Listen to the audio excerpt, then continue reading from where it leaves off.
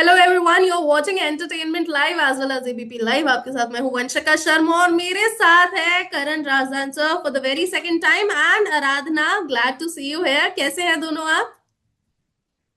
बढ़िया। बहुत बढ़िया। बहुत बढ़िया। एज वी ऑल नो कि रजनी 2.0 जो है वो ऑलरेडी धमाल मचा रही है वेव्स ओटीटी पर भी, दीदी पर भी। Already it is attracting the audience. बहुत अच्छा फीडबैक आप लोगों को भी आ रहा होगा। तो इस टाइम पर what sort of emotions are there in your head? कैसा फील हो रहा है? लोग इतना ज्यादा पसंद कर रहे हैं, काफी सारे इंस्टीट्यूट्स और ऑडियंस जो है वो अपने अपने डिफरेंट स्ट्रगल बेसिस पर इसको लाइक कर रहे हैं। हर कोई एक अलग नजरिए से देख रहा है। अच्छा लग रहा है, लेकिन अर्जुन की आंख अ, अब भी जो है मछली पर टिकी हुई है, क्योंकि ये ग्रो करता रहे।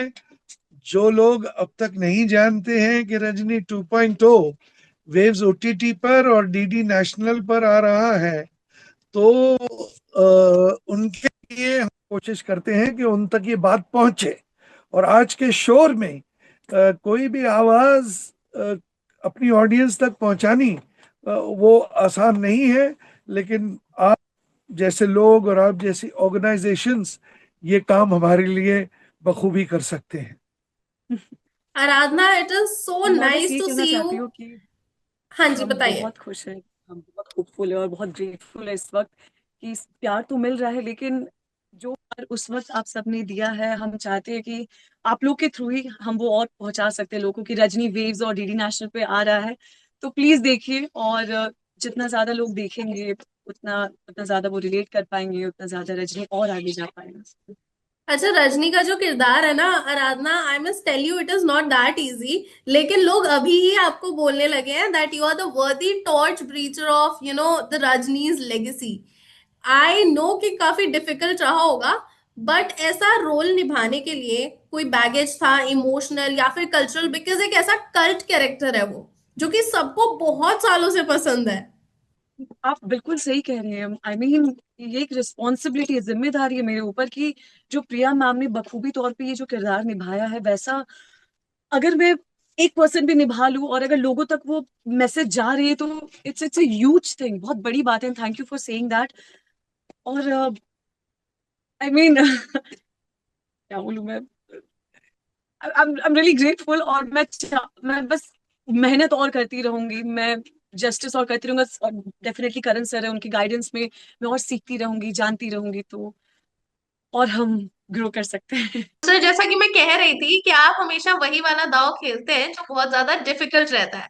लोगों को उन चीजों के बारे में बात करने में भी शर्म आती है, लेकिन आप वो टॉपिक जरूर छेड़ देते हैं।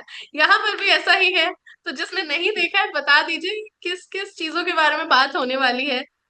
बिल्डर्स जो बेईमान हैं, और पॉश एक्ट आया है, उसकी अवेयरनेस फैलानी है कि safety of women in work place, और कुछ एंटी सुपरस्टिशन लॉज जो महाराष्ट्र में तो लागू हो चुके हैं, हम्म। जिसमें कि कोई भी आपको भ्रमित करके पैसे ऐंठ के और जो है चिकित्सक नहीं बन सकता।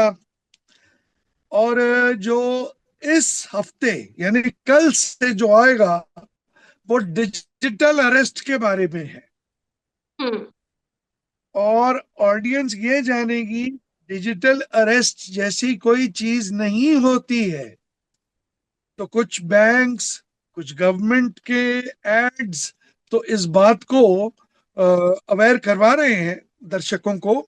लेकिन हमारा जो 25-25 मिनट के 3 एपिसोड्स इस बात को अवेयर करवाएंगे कि कैसे कोई फंसा देता है, कैसे हम्म। कुछ दो बूढ़े इंसान फंस जाते हैं मियां बीवी, और कैसे फिर उसमें से रजनी उनको निकलने में मदद करती है।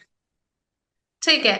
आराधना, जैसे कि अभी सर ने बहुत राइटफुली आंसर भी दिया कि इसमें पॉश भी है और काफी सारे ऐसे टर्म्स हैं जो आसपास लाइफ में हम देखते जरूर है, लेकिन people do not talk about it.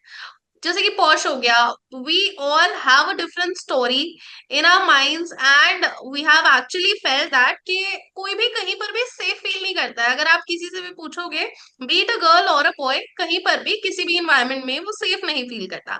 But playing a character, देखना उन सारी स्टोरीज को जो कि हो सकता है किसी के ना किसी के साथ तो हुई ही होगी, is it mentally disturbing at times?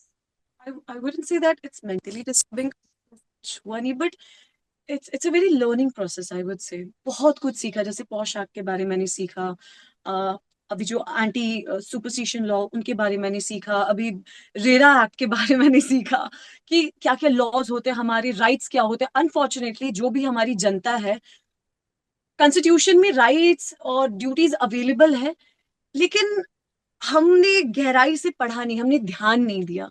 तो रजनी बहुत ब्यूटीफुली एंटरटेनमेंट के थ्रू, स्टोरी टेलिंग के थ्रू वो अपने राइट्स के बारे में सर ने हमें बहुत, मतलब सर बखूबी तरीके से बता रहे हैं कि लोगों को पता चले कि देखो, अगर आपके साथ अ, कोई छेड़छाड़ हो रहा है, हरासमेंट हो रही है लड़कियों के साथ, तो प्लीज पॉश एक्ट है आपके वर्क प्लेस में। अगर हमारे जो रेरा है, अगर बिल्डर्स आपको तंग करे, जो कि रेगुलर करते हैं, और हाफ ऑफ द सिटीजन जो हमारे हैं भारत के, उनकी राइट्स अनफॉर्चुनेटली नहीं पता है, बिल्कुल नहीं पता। तो सर ने ब्यूटिफुली थ्रू स्टोरी टेलिंग ये बताने की कोशिश की। तो मेंटली डिस्टर्बिंग तो नहीं, बट बहुत ही मजेदार लर्निंग प्रोसेस रहा है। एंड बहुत कुछ सीख रही हूँ। मुझे बहुत चीजों का ज्ञान तो था ही नहीं, बट मुझे अच्छा लग रहा है कि मैं जान रही हूँ अपने हकों के बारे में, अपने अ, आसपास जो चल रहा है उन सब चीजों के बारे में अवेयर हो रही हूँ मैं, इन शॉर्ट। करण सर, आपने इंडस्ट्री को, बी टेलीविजन और the entertainment industry as a whole, उसको काफी दशकों से देखा है, काफी सारी चीजें जानी है, काफी सारी चीजें देखी हैं। अगर हम आज के टाइम में, आज के दौर में देखें, तो आप आज का ये जो कंटेंट कंजम्पशन वाला जमाना है, जहां पर बहुत डिफरेंट सॉर्ट ऑफ कंटेंट चलता है, उसमें आप रजनी 2.0 को कहाँ पर देख रहे हैं? किस तरह से उसको थ्रिलर वर्ल्ड में आप देख रहे हैं कि ऑडियंस किस माइंडसेट से उसको विजुअलाइज कर रही है, समझ रही है, देख रही है? आज के वक्त में जहाँ के डेली सोप्स ऑलमोस्ट हमारी डेली जिंदगी बन गए हैं, रजनी 2.0 का आना अपने आप में तो बहुत खूबसूरत बात है। लेकिन मैं आपको एक बात बताऊं, जब हमने पहला रजनी भी किया था तो 8 एक एपिसोड्स तक रजनी फ्लॉप था। जी। और ये हमको कहा जा रहा था, हमारी एडवर्टाइजिंग एजेंसी कह रही थी कि आपको बंद करना पड़ेगा। हम्म। लेकिन जो 9वें 10वें एपिसोड, यानी कि 9वें 10वें वीक, क्योंकि पहले तो एक शो पर वीक आता था ना, डेली जैसा तो कुछ था नहीं, तो हम्म। उतना टाइम 2 ढाई महीने लगे रजनी को पॉपुलर होने में। हम्म। सो आज भी मुझे लगता है कि वक्त तो लगेगा, क्योंकि लोगों को डेली सोप की आदत है। और अचानक ही एक प्रोग्राम आ रहा है जो कि इशू बेस्ड है, जिसमें कि हर 2 3 एपिसोड बाद कहानी बदल जाती है। कहानी यानी मुद्दे बदल जाते हैं, तो कैरेक्टर्स कंटिन्यूएशन में नहीं है। ये बहुत मुश्किल है बनाना, क्योंकि हर बार हमको नए एक्टर्स की कास्टिंग करनी पड़ती है जी। हर कहानी जब बदलती है। तो मुश्किल है, लेकिन ऑडियंस को थोड़ा वक्त लगेगा ये समझने में कि रजनी क्या है, खासतौर से नई जनरेशन को, हम्म। बिकॉज उन्होंने पिछला रजनी तो देखा नहीं है, तो उनको समय लगेगा। लेकिन ये एक ऐसा फॉर्मूला है जो फेल नहीं हो सकता, बिल्कुल। आराधना, क्योंकि अगर कोई ना कोई, सॉरी, क्योंकि कोई ना कोई मुद्दा आपकी जिंदगी से जुड़ेगा जरूर।